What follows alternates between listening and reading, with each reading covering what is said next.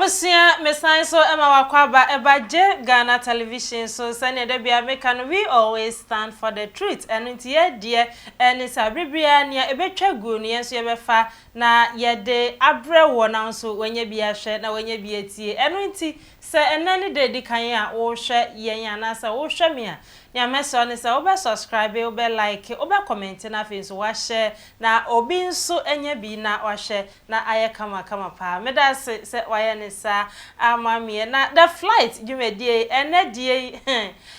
awofo nom aso entity ye ben na aya de ma yemma ebra wo mu enyi ebei awofo no bi bɔ modern pa ebi nso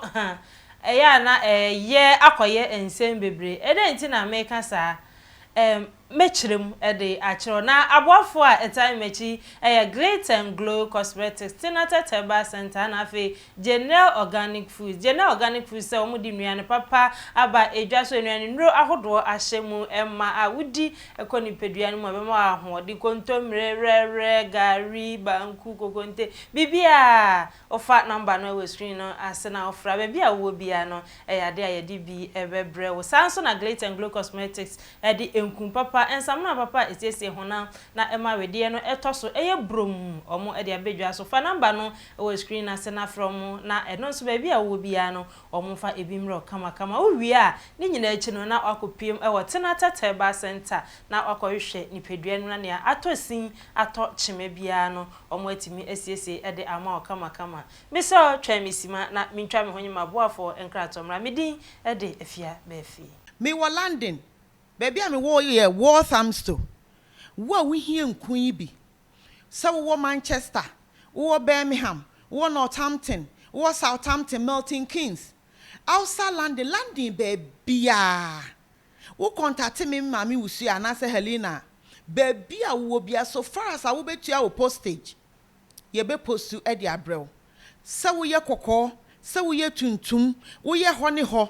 kala bia wo ye wo bi ho ye fita be enkum bia wo pe bia wo benya bi ana obi wo ho a wasra I had enkum no odin no na ma ne kala no ni body na ye basa hydroquine no asay kala no na se wunya Glitter and Glow na wo start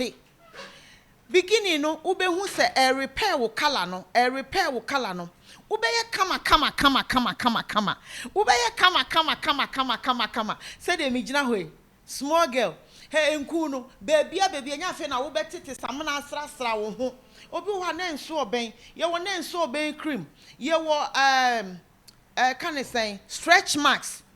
bibia anomu ye wo whitening wo se wo a wo ye kokko wo ye fita wo pese wo ye fita bibia wopa wo hwi o ringe Santiago kra anase na brown wo Ghana enku bia wo pe bia wo benya bi na me de me ka landing for contact me a bibia wo bia me de bebrel me wo fie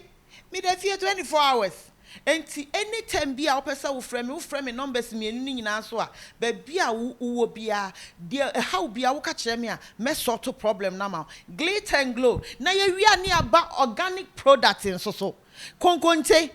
enkate rere edien esese kwa de wache powder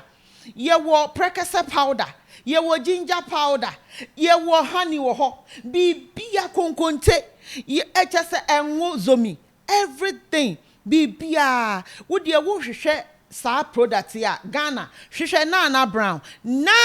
brown anase Mr Santiago eba landing so a contact mami wusia Helena bibia wo bia no ye di bibebro bibia wo ho wache powder kran so e wo ho enti bibia ni ho a wo hwehwe a won sanka enti ni nyina ye Great and Glow. Arafo me da wase se oje bre etwen me na ansana me be call break no na me bisa se ye ya ofue entity ye ben e na ye de ma ye ma enketoa a chese asamu ye ma enketoa ye tete wo mu no entity ye ben na ye de ma wo mu aso omo enyini a aya na ye ni ewo wo mu ho ana ni nyina ene se emfoni bi etwa egu video bi etwa gu social media chese enya asam keto akra abayo sukonoma ketekete pa ene ne hihye hihye ya ba chese mrante ne maba wa atu aguso a omutwe wise mi na omagya ne pua no ena akwala ketewa hihya esi nanimu a wotwe na wasan ekura disposable cup ibi ene ensa kora ewo mu die age akwala no ene nipa kora ode ma no ene enim ene akwala etwi hihye ise na wagya wise mu pua na wanom ensa anasa ade kora ewo glass no mu ekura no na wasan anom aguso akwala ketewa ha adwen empanimfo kora no de ubo ene kasakire ekoso ese shisha nom eni cigarette nom no ade a ha ni padua no na ede yare ne ohaw bebre ebre ni padua kan pesa akwala ketwa ene bi mumpo kasa ene nipa kora wo hye video ye achi anase nipa kora o hwe ma akwala yi eye sa de esa police fo hwehwe no na wo mo eche no na me ma me kasa enwa esanse odi wani ekohu a wan kasa ni ameken obehu se ne je yenko na yenko hwe video no nsanmra. Come on, happiness, I'm a back.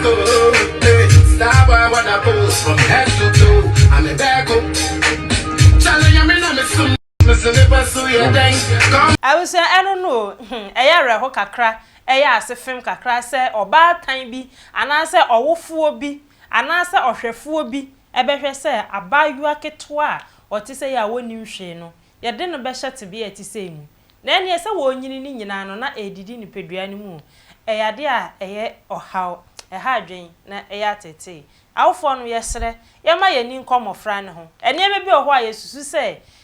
abaso a obi eye na yeye bi nanso eba mofra se di a ya na ha adwen kakra odofo medawasese ojebre na ohwe mi medo asi ewo ahanum se Glitter and Glow Cosmetics Kinaata Teba Center General Organic Foods ena omo eso masene mi producer Edmond Opoku search for Kenbeck midin de afia befi medawasese ojebre hwe mi ye san share bi.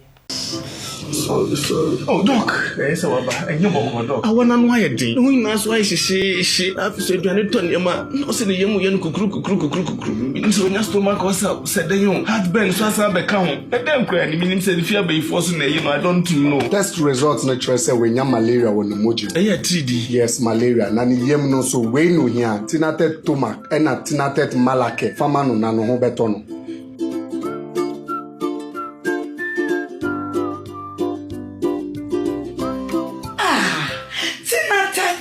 Malake, anything at tomac. I'm on my free. Kinaata malake, eyema obi a wanya malaria fever. Na Kinaata tomac mixture, eyema obi a wanya heartburn, indigestion, ena ne yem eye ne ya. Kinaata tedroi, FDA ahwehwe magia tum se eye.